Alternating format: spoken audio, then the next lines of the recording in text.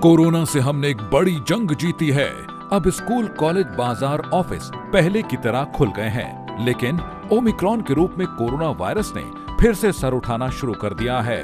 Corona हमें पुनः परेशान न करे, इसके लिए जरूरी है लगातार सावधानी और सजगता। खुद भी सतर्क रहना और दूसरे को भी सावधान करना है। सबसे पहले कोविड टीके की दोनों डोज समय पर लगानी है। याद रखें, टीका ही सबसे बड़ा सुरक्षा कवच है।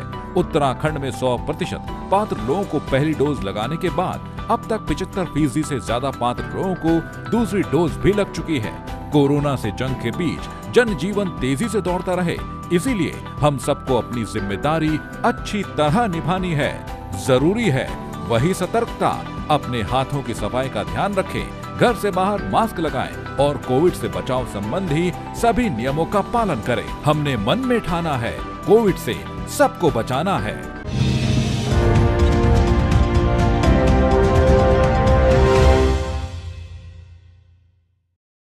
नमस्कार, देवभूमि समाचारों में आप सभी का स्वागत है। मैं हूं आपके साथ रक्षंदा खान। आगे आप मेरे साथ देखेंगे उत्तराखंड की तमाम छोटी बड़ी खबरें विस्तार से, लेकिन सबसे पहले एक नजर हेडलाइंस पर।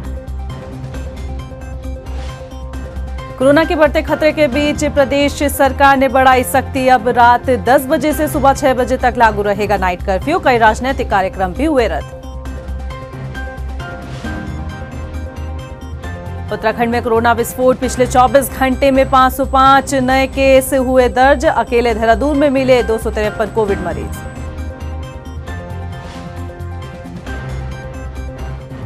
धामी कैबिनेट बैठक में फिर खुला लोक लुभावने फैसलों का पिटारा। वृद्ध, विधवा और दिव्यांग पेंशन में बढ़ोतरी। शिक्षा मित्रों का वेतन किया 20,000। और प्रदेश कांग्रेस ने महिला टिकट दावेदारी की मांग को फिर दोहराया। लड़की हूं, लड़ सकती हूं के नारे का दिया उदाहरण। कहा, पार्टी हाईकमान को करना चाहिए विचार। उत्तराखंड में पिछले कई दिनों से लगातार कोरोना का ग्राफ बढ़ता जा रहा है। बीते दिन 505 नए संक्रमित मिले। राज्य में अब एक्टिव केस 1000 हो गए हैं। बुधवार को देहरादून जिले में 253 लोग संक्रमित पाए गए। आपको बता दें कि नाइट कर्फ्यू के समय में बढ़ाने के साथ ही शासन प्रशासन सख्त कदम उठा रहा है। देहरादून समेत जिले भर में कोरोना संक्रमण के बढ़ते मामलों को देखते हुए जिलाधिकारी ने बिना मास्क के घूमने वालों के खिलाफ कड़ी कार्रवाई के आदेश जारी कर दिए हैं। साथ ही लोगों से कोविड नियमों का पालन करने की अपील की जा रही है।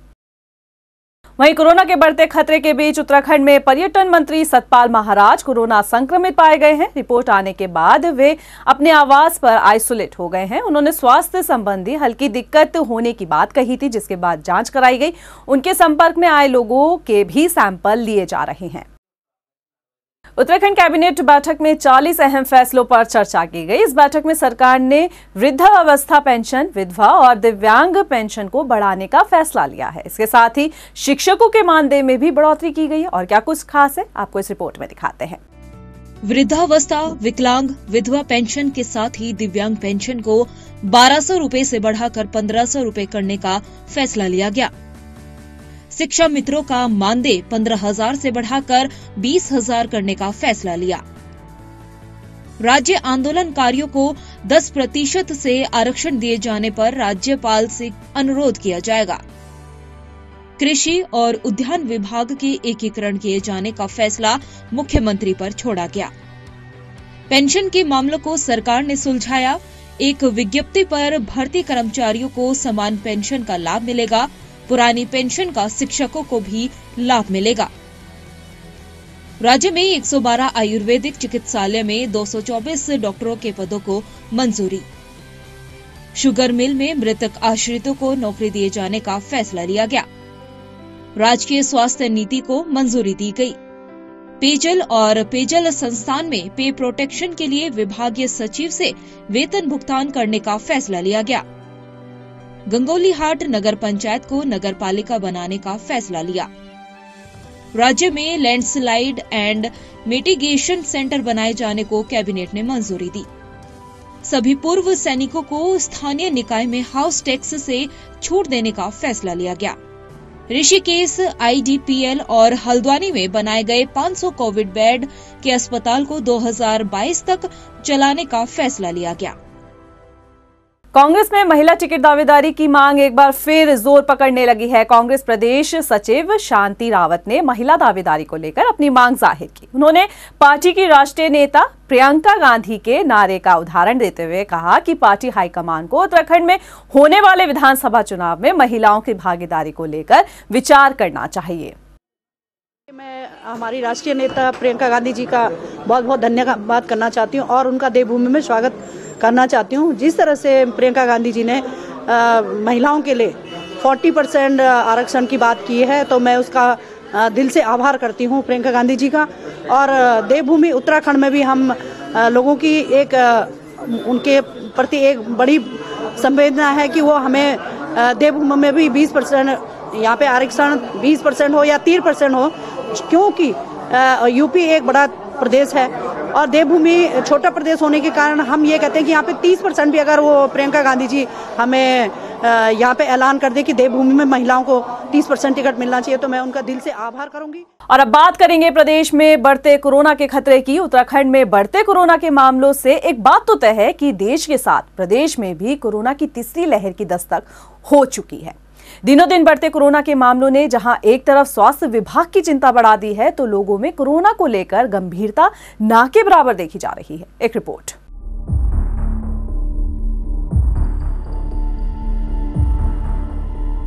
प्रदेश में कोरोना के बढ़ते मरीजों और ओमिक्रॉन के बढ़ते मामलों ने स्वास्थ्य विभाग में हड़कंप मचा दिया है। उत्तराखंड में हर रोज कोरोना के मामले में बढ़ोतरी हो रही है। कोविड के बढ़ते केस तीसरी लहर की तरफ इशारा कर रहे हैं, जो एक खासा डरावने वाली बात है। देहरादून तो कोरोना का हॉट स्पॉट बनकर सामने उभर रहा है। 50% कोरोना मरीज देहरादून से ही मिल रहे हैं। हालांकि प्रदेश सरकार और स्वास्थ्य विभाग ने कोरोना के बढ़ते मरीजों को देखते हुए राज्य में नाइट कर्फ्यू लगाकर खानापूर्ति जरूर की है। पिछले 4-5 दिनों में कोरोना के आंकड़ों का ग्राफ तेजी से बढ़ा है। पिछले 24 घंटे की बात करें तो 310 नए कोरोना के मामले सामने आए हैं।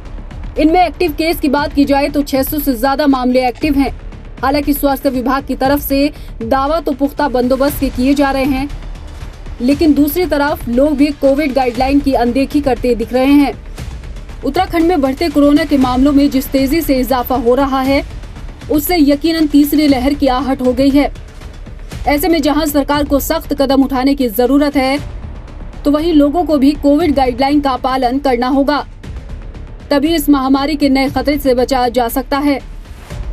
टाइम टीवी के लिए देहरादून से रमशा इमरान के साथ ब्यूरो रिपोर्ट।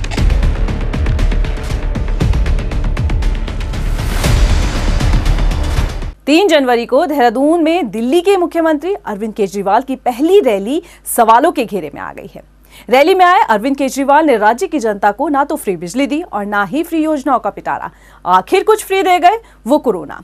अरविंद केजरीवाल के कोरोना पॉजिटिव को लेकर भी अब सवाल खड़े हो रहे हैं और राजनीतिक दल अपनी प्रतिक्रिया देते नजर आ रहे हैं। एक रिपोर्ट।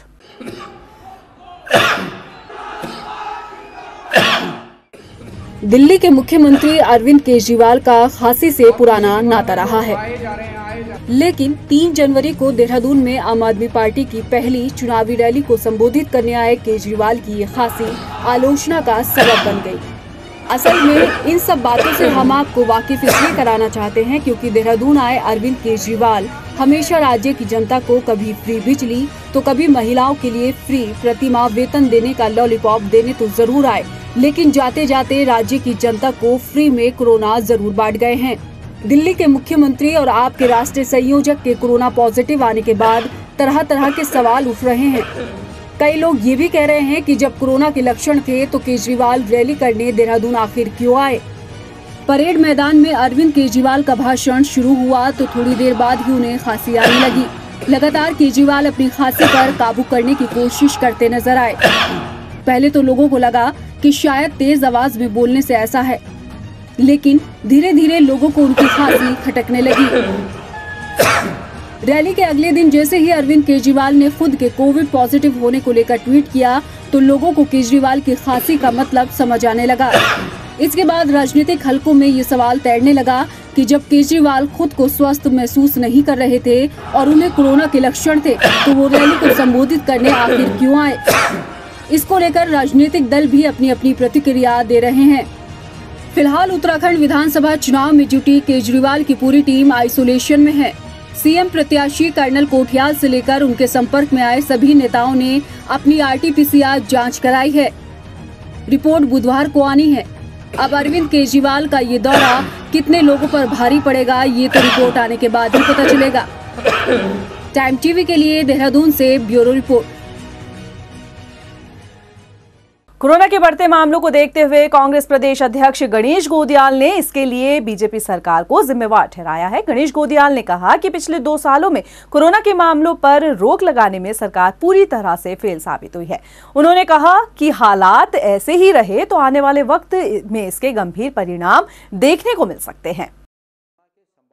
बात सरकार की कोरोना के संभावित खतरे से निपटने के लिए कोई तैयारी नहीं है।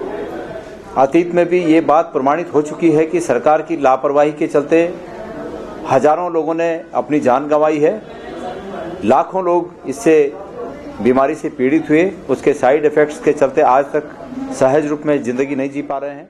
राज्यपाल लेफ्टिनेंट जनरल गुरमीत सिंह ने बुधवार को राजभवन में अनिल चंद्र पुनेठा को राज्य मुख्य सूचना आयुक्त और विवेक शर्मा को राज्य सूचना आयुक्त के पद की शपथ दिलाई और दोनों अधिकारियों को बधाई दी। इस मौके पर मुख्यमंत्री पुष्कर सिंह धामी भी मौजूद रहे। आपको बता दें कि मुख्य सूचना आयुक्त की नियुक्ति को लेकर पिछले दिनों काफी विवाद चल रहा था। विपक्ष ने नियुक्ति की प्रक्रिया पर सवाल खड़े किए थे। मंगलौर के लिबरहेड़ी में गन्ना विकास समिति की तरफ से आयोजित कार्यक्रम में वेबसाइट और किसानों का इंक्वायरी कार्ड का शुभारंभ किया गया। इस मौके पर मौजूद गन्ना मंत्री स्वामी यतीश्वरानंद ने कई योजनाओं का लोकार्पण और शिलान्यास भी किया। आपको बता दें कि इंक्वायरी कार्ड से किसानों को गन्ने से जुड़ी सभी जानकारी मिल सकेगी। आज लिबरहेड़ी जो हमारी सहकारी गन्ना विकास समिति है उसमें कृषक इंक्वायरी योजना का शुभारंभ किया गया। अब जो हमारे गन्ना किसान हैं उनको एक कार्ड दिया जाएगा, वो कार्ड अपना मशीन में लगाएंगे, उनको तत्काल उनके पूरी गन्ने की जानकारी, कितना गन्ना उनका अभी बाकी बचा हुआ है, कितना शुगर मिल में चला गया, कितने रकबे में गन्ना बुआई की थी, वो सारी की सारी जानकारी गन्ना किसानों को 1 मिनट के अंदर मिल जाएगी। देखिए, आज इस सहकारी गन्ना समिति लिबरहेड़ी के 3 योजनाओं का लोकार्पण माननीय गन्ना मंत्री स्वामी यतीश्वरानंद जी ने यहाँ पर किया है। इसमें एक तो हरजोली जट में 100 मीट्रिक टन का हमने गोदाम उर्वरक बिक्री केंद्र खोला है, उसका लोकार्पण यहाँ किया है। फिलहाल बुलेटिन में इतना ही। मुझे दीजिए इजाजत, लेकिन चलते चलते एक नजर हेडलाइंस पर। नमस्कार। कोरोना के बढ़ते खतरे के बीच प्रदेश सरकार ने बढ़ाई सख्ती। अब रात 10 बजे से सुबह 6 बजे तक लागू रहेगा नाइट कर्फ्यू। कई राजनीतिक कार्यक्रम भी हुए रद्द। उत्तराखंड में कोरोना विस्फोट। पिछले 24 घंटे में 505 नए केस हुए दर्ज। अकेले देहरादून में मिले 253 कोविड मरीज।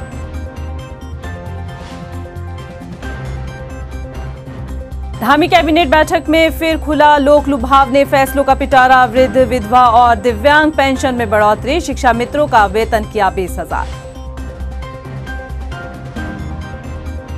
और प्रदेश कांग्रेस ने महिला टिकट दावेदारी की मांग को फिर दोहराया। लड़की हूं, लड़ सकती हूं के नारे का दिया उदाहरण। कहा पार्टी हाईकमान को करना चाहिए विचार।